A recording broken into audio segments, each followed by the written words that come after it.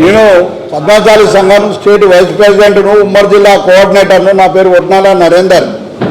అయ్యా, ఈరోజు భారతదేశ వ్యాప్తంగా బీసీలను ఏ విధంగా అనగదొక్కుతున్నారో అగ్రవర్ణాలు మీ అందరికీ తెలిసిన విషయమే. ఇవాళ పత్రికా రంగము, మీడియా రంగము ప్రధాన భూమిక పోషించుతూనే ఈ బలహీన వర్గాల వాయిస్ను దేశవ్యాప్తంగా తీసుకుపోతారని మేము విశ్వసిస్తున్నాం. ఈనాడు 2వ తారీఖు నాడు బలహీన వర్గ కులాలు బహిరంగ సభను, గర్జనను ఏర్పాటు చేసి ప్రజల మధ్యలో పోవడము, ప్రజల బాగోగులను ప్రభుత్వాల దృష్టికి తీసుకొచ్చే విధంగా బహిరంగ సభను ఏర్పాటు చేయడం జరిగింది.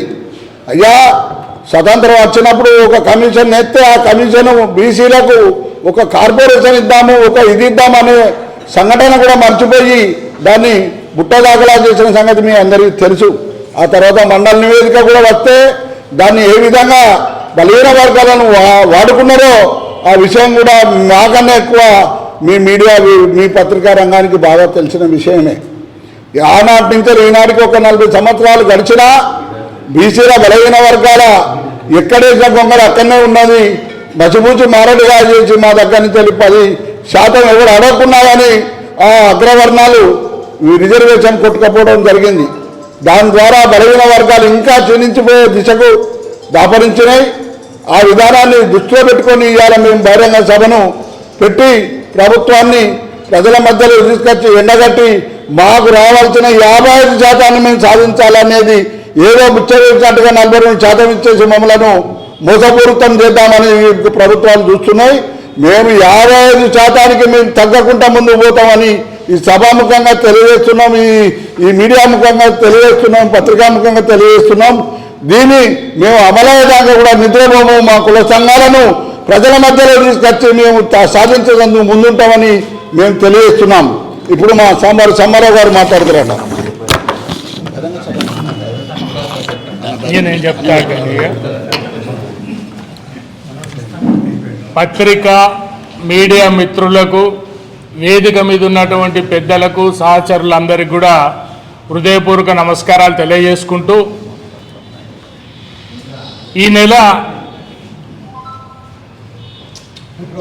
ఫిబ్రవరి 2వ తారీఖు నాడు ఆర్ట్స్ కాలేజీ మైదానంలో జరిగేటువంటి బలహీన వర్గాల బహిరంగ సభను విజయవంతం చేయాల్సిందిగా, బలహీన వర్గాలకు చెందినటువంటి అన్ని వర్గాల ప్రజలకు, ఉద్యోగస్తులకు, కర్షకులకు, కార్మికులకు, కుల సంఘాలకు అందరికి కూడా ఈ సందర్భంగా విజ్ఞప్తి చేస్తున్నాం. ఎందుకంటే 76 సంవత్సరాల స్వాతంత్రములో బలహీన వర్గాలకు సరి అయినటువంటి గుర్తింపు దొరకక, ఆనాడు రాజ్యాంగంలో బలహీన వర్గాలకు రిజర్వేషన్లు కూడా లేకుంటున్నటువంటి పరిస్థితిని దృష్టిలో పెట్టుకొని రాబోయే రోజులల్లా మేమెంతున్నదో మాకంత వాటా కావాలనే నినాదంతో ముందుకు పోతున్నటువంటి సందర్భంలో మొన్ననే కులగణన జరిపించినటువంటి పరిస్థితుల్లో ఏ రకంగానైతే బలహీన వర్గాల వాళ్ళు ఈ తెలంగాణలో ఎంత శాతం ఉన్నదో అంత శాతం రిజర్వేషన్స్ రేపు రాజకీయంగా కానీ, ఉద్యోగపరంగా కానీ, విద్యాపరంగా కానీ అన్ని రంగాల్లో కూడా మేమెంతున్నకో మాకంత రిజర్వేషన్ కావాల్సినటువంటి అవసరం ఉన్నదనే దాని మీదనే రేపు ఫిబ్రవరి 2వ తారీఖు నాడు పెద్ద ఎత్తున బహిరంగ సభ జరగబోతున్నది. ప్రధానంగా 76 సంవత్సరాల స్వాతంత్రంలో ఉమ్మడి రాష్ట్రంలో కానీ, తెలంగాణ వచ్చినాక కానీ రాజకీయంగా కానీ, ఆర్థికంగా కానీ, సామాజికంగా కానీ బలహీన వర్గాలు అణగదొక్కబడుతున్నటువంటి పరిస్థితులను దృష్టిలో పెట్టుకొని ఈ మధ్య కాలంలో రాజకీయాలకు అతీతంగా, కుల మత వర్గాలకు అతీతంగా అందరూ బలహీన వర్గాలకు చెందినటువంటి ఏకతాటి మీదకి వస్తున్నటువంటి ఈ సందర్భంలో దయచేసి నేను అందరికీ చెప్తున్నా, రాజకీయ ఏజెండాలు ఏమున్నా లేకపోతే ఏ కుల ఏ మత వర్గం లేకుండా పేదవాళ్ళందరూ, బలహీన వర్గాలందరూ కూడా ఒక్క తాటి మీదికి రావాల్సినటువంటి అవసరం ఉన్నది. రాజకీయ ప్రయోజనాలు కూడా మనం కాపాడుకోవాల్సిన అవసరం ఉన్నది. ఈ స్వతంత్ర భారతదేశంలో ఇవాళ అన్నట్టు ఆనాడున్న పరిస్థితులు కూడా ఇవాళ లేదు. గ్రామీణ ప్రాంతంలో కుల వృత్తులన్నీ కూడా అడుగంటిపోయినాయి.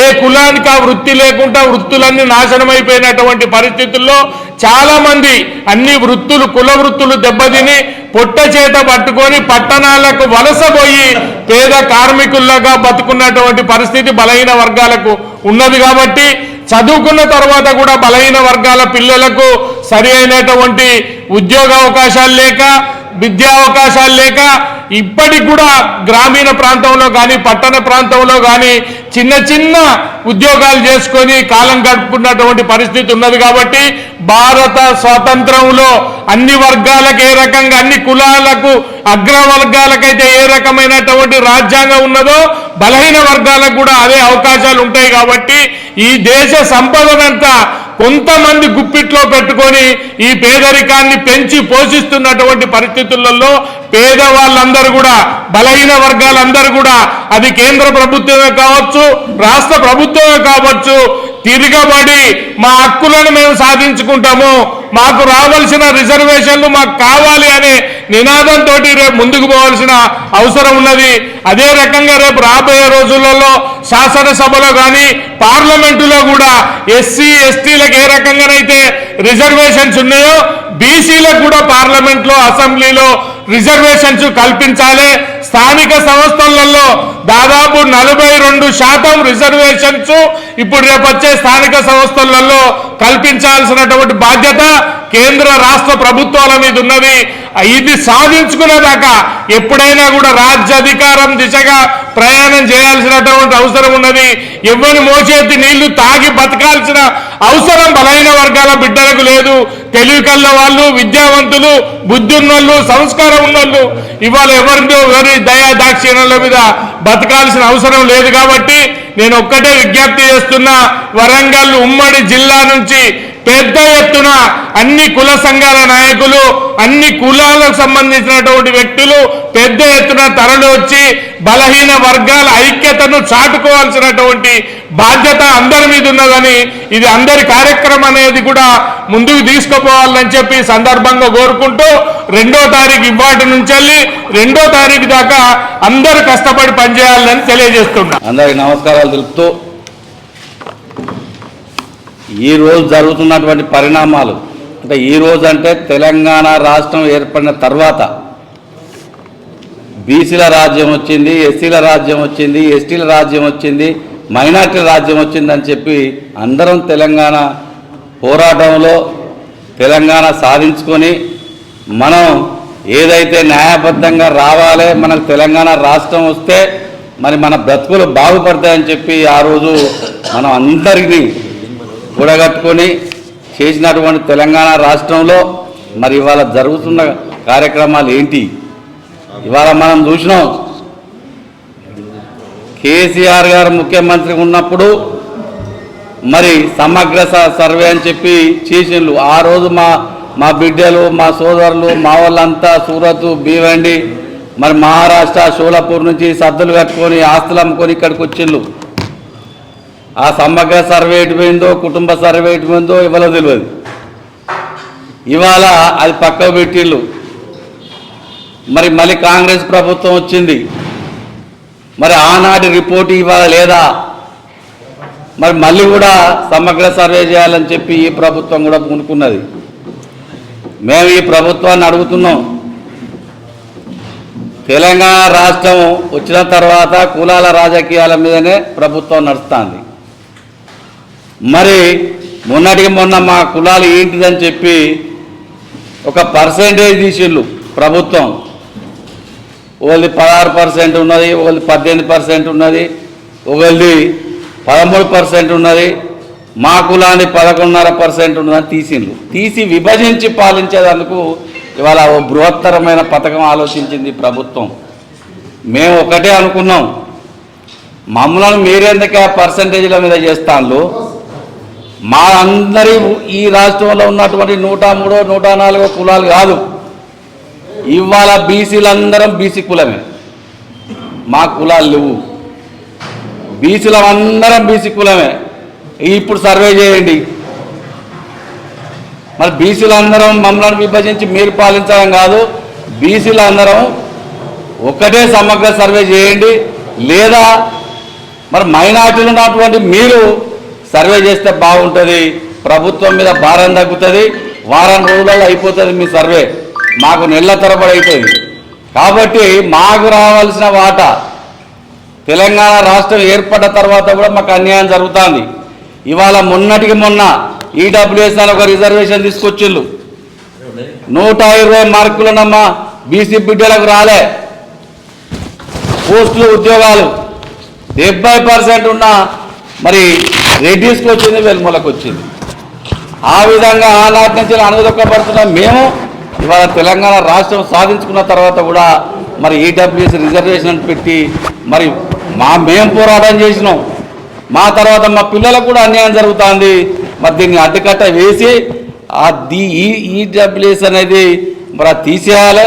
అదేవిధంగా రేపు 2వ తారీఖు నాడు జరగబోయే బహిరంగ సభ మరి ఈ కులం ఆ కులం అనే కాకుండా వరంగల్ జిల్లాలో కానీ తెలంగాణ రాష్ట్రంలో కానీ ఒకే ఒక బీసీ కులం అని చెప్పి నినాదంతో ముందు పోవడం జరుగుతుంది. కాబట్టి రేపు జరగబోయే బహిరంగ సభకు, భారీ బహిరంగ సభకు మా పద్మశాలి కులం నుంచి కూడా మరి వరంగల్ ఉమ్మడి జిల్లా నుంచి కూడా మేము అక్కడ మద్దతు తెలుపుతా ఉన్నాం. భారీ సంఖ్యలో మేము రావడానికి సిద్ధంగా ఉన్నాం. మరి మా కులస్తులు కూడా భారీ సంఖ్యలో రావడానికి కూడా మేము ఇప్పటి నుంచే మా కోఆర్డినేషన్ మా నరేందర్ అన్న 6 జిల్లాల కోఆర్డినేషన్ పెద్ద మనిషి అన్ని జిల్లాలో ఇప్పటికే మీటింగ్లు పెట్టిండు. మరి అన్ని జిల్లాలో సమాయత్తం చేస్తూ ఉన్నాడు. మేము కూడా భారీ మొత్తంలో కదులుతాం. ఇవాళ సమర శంకారామం పూరించనున్నది ఇవాళ వరంగల్లోనే. మరి అది ఈ రాష్ట్ర ప్రభుత్వానికి కనువిప్పు కలిగే విధంగా బీసీల జోలికి పోవద్దు, మరి వారు రావాల్సిన వాళ్ళ వాటాధనం కానీ వాళ్ళ రిజర్వేషన్లు కానీ ఇవ్వాలనే కనువిప్పు కలగాలని చెప్పి మేము ఈ సందర్భంగా అందరం ఒకటై ఇవాళ పద్మశాలి కులం నుంచి కూడా మరి ఇక్కడ ఏర్పాటు చేసుకున్నాం. మేము 6 జిల్లాల్లో కూడా ఉమ్మడిగా ప్రయాణం చేస్తూ ఉన్నాం. ఈ వేదిక మీద ఉన్నటువంటి అందరూ మా పెద్ద మనుషులు, మా వాళ్ళు, మా కులస్తులు అంతా కూడా ఒకే మాట మీద ఇక్కడ జిల్లా అధ్యక్షులు ఉన్నారు, హన్మకొండ ఉన్నారు, వరంగల్ ఉన్నారు, కోఆర్డినేటర్ గారు ఉన్నారు, అందరు మా సమ్మాన, మా ప్రభాకర్ అన్న, మా వకీల్ సాబ్ ఉన్నారు. అందరూ ప్రతి ఒక్కరు కూడా వంతు మనం వాళ్ళ వంతు కృషి చేస్తూ ఉన్నారు. కాబట్టి రిజర్వేషన్లు తీసేయాలి. మాకు ఇంతసేపు చెప్పినట్టుగా మరి రాజ్యాధికారంలో బీసీలకు వాటా రావాల్సిందే. రాజ్యాధికారం మాకు వస్తేనే మా సమస్యలకు మాకు పరిష్కారం దొరుకుతుంది. బీసీ బిల్లు ఇక్కడి నుంచి అసెంబ్లీలో పాస్ చేయాలి, పార్లమెంట్లో బిల్లు పాస్ చేయాలనే ఎజెండాతోటి మేము రాజ్యాధికారం దక్కించుకుంటేనే సమస్యల పరిష్కారం దొరుకుతుందని చెప్పి ఇవాళ వరంగల్ జిల్లా ఉద్యమ కేంద్రం కాబట్టి ఇక్కడి నుంచి మొదలు పెడితే మాకు విజయం ఖాయం. కాబట్టి మేము బీసీలమందరం ఇవాళ రాబో రోజుల్లో భారీ బహిరంగ సభ 2వ తారీఖు నాడు మరి తలపెడతాం. కాబట్టి పెద్ద మొత్తంలో మా పద్మశాలి బిడ్డలు పాల్గొంటారని సందర్భం గుర్తు చేస్తాము.